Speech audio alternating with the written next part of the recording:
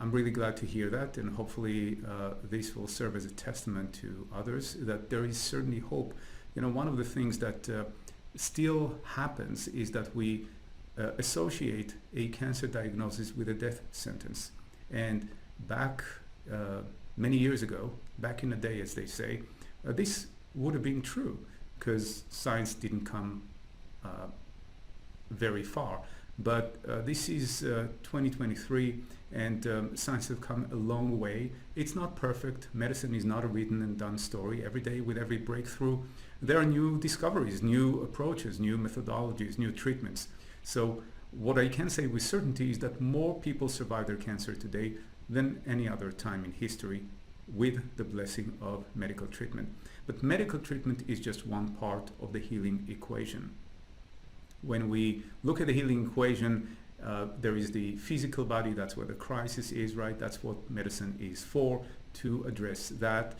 And but if we only take care or address the physical body, if we only submit ourselves to treatment and the rest of the time we feel helpless and hopeless, we kind of struggle emotionally, mentally, sometimes spiritually, then we haven't really solved the healing equation. Even if we will be able to curb the illness through medicine, if we haven't addressed the root cause, perhaps the underlying mental and psychological motivation, we will not be able to really solve the whole equation.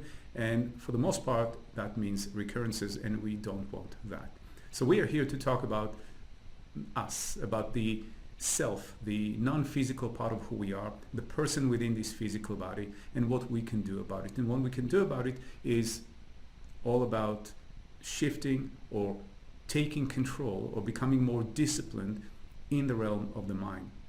And I'll say more about that in a minute, or how to do that, because it's something that you know, we have ourselves 24/7, right? And what most of us unintentionally end up doing is spending tremendous amount of time worrying, researching stuff online, reading other people's story, drawing conclusions, spending time in fear. And when we do that, when we tell ourselves the story of fear, we essentially tell the brain to produce the correlating chemistry that is associated with fear, and that is the biology of stress. And biology of stress is not conducive to healing and recovery. Let's just put it this way. If we want to take control over our experience and make sure that we work well so that medicine can work well, if we want to do that, we have to really address ourselves, and by that I mean our thoughts, beliefs, perceptions, change the story that we tell ourselves. For example, if you perceive illness to be dangerous, difficult, and painful, you will not necessarily be wrong. But ultimately, these kind of thoughts and this state of being in a state of fear, perceiving things to be difficult, dangerous, and painful, this will be correlating, or will tell the brain to produce the kind of chemistry that is not conducive to our healing and recovery. And it's really within the realm of our control. Now, I have clients that said, you know, I can't help it. I wake up anxious. I wake up with this knot in my stomach. I can't go to sleep because my mind is spinning out of control. And that's a common experience. But there are ways for us to teach ourselves. Because, look, no one taught us how to prepare for this. There was no class that we took in school. There was no course that we took in university or college. There isn't a way for us to prepare for such a massive change to our experience. As long as we perceive illness as a threat or as a punishment, we will be unintentionally, of course, stuck in this prison cell that we don't even know we're in. And unintentionally, we will perpetuate the biology of stress. And in the biology of stress, in the fight or flight mode, all of our body's energy is allocated toward survival, meaning fight or flight, right? We are in a crisis situation.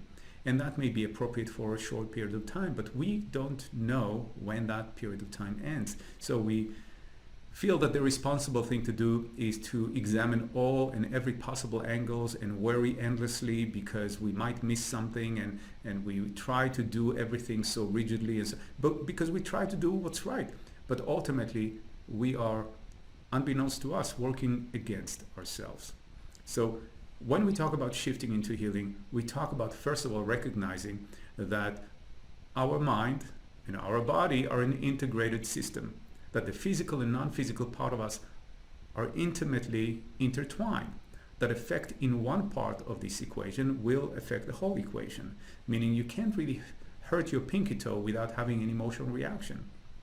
And you can't really have a bad mood without really feeling it in the body. That's why we say, I'm feeling down, because we literally feel down. And not only we feel down, but we tell our biology to shut down. And that is where we can really change or work to change our experience.